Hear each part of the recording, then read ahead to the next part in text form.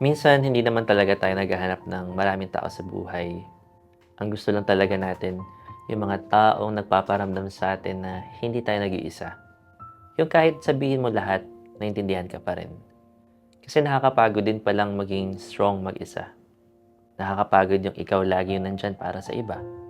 Pero pag ikaw na yung tahimik, walang nakakapansin.